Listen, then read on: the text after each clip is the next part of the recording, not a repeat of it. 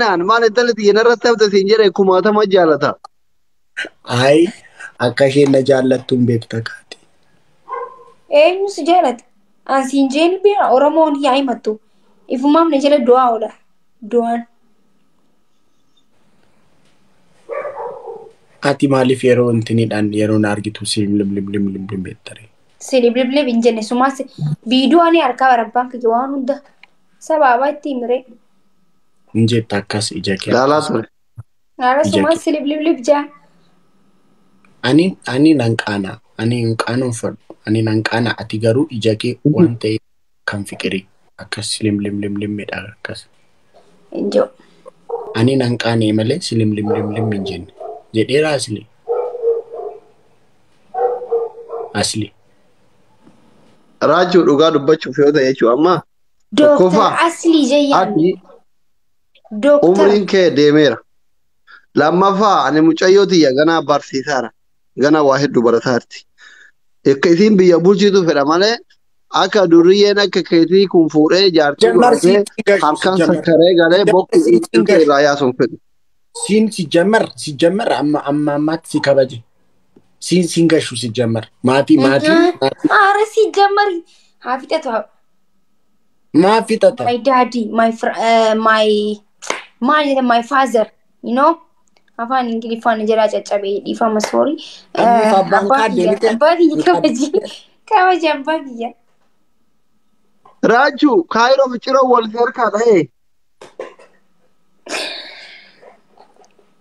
Ati koo gilee naan dubbattu ciroo manguddummaa ergadhee jetta. Koomentii obsaa tokkollee gireef kan makii jalatti arge. Manguddummaa ganama kaanee ciroon turre jedhe. Abbaan isii bira kaayiroo jira. Ciroo maal gootaati? Manguddummaa ergachuu barbaaddee sii kennuuf dhoowwachuu mirga kiyyaa as ergi malee. Si bira leencaan erga maree manguddoon ergu machim. TikTok irratti Leenca siifata. Gurbaa kun nama koolchuu badu. Leenca meeqa? Ani intalatiyya leenca ni jijjiiru. Leenca yoo taate Oromoon akka tunaa kenna.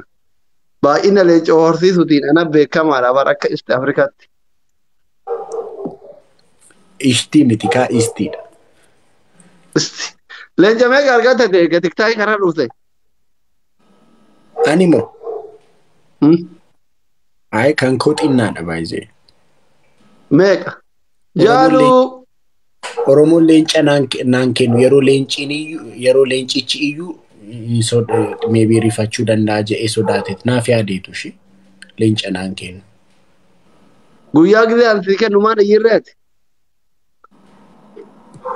Eegaan ture kaa. Akkami beektaa kan sii kennuudha? Qurxummii sii kennaa ture yoo. Kanaan dura waadaa galtee ture kaati. Na biraa leenca tokko qabda naan hin jennee naan. Leenca xiqqoo sii kenne kaa akka dagatuuf. Dura bar xiqqoo sii kenne. Maakii garuu ati maaliif akkas bareedda? Maal jechuun? Safuun beektoota akkamitti abbaa biratti intalaan hin bareedda jetta? Ilareefu safuu jeetuma itti himaa kun. Akka namni safuu beenu coccochisaa. Waan hundumaa safuu jettanii bakka jiraachuu bakka xinnoo turtanii si laayivii galuu nu safuu dheettu.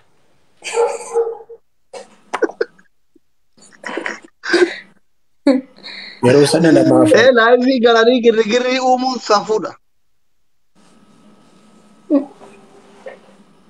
Miftaa jirta? Aanan galu. Guyyuma guyyaan irratti cammaraa jirante. Jireenyichi ka. Nuuroo guddinatti bakka hundaa cammara si qofa miti. Nuuroo miti intinichi. Nuuroo miti intinichatu cammara. Maaltu cammaraa jira? Fikirichatu.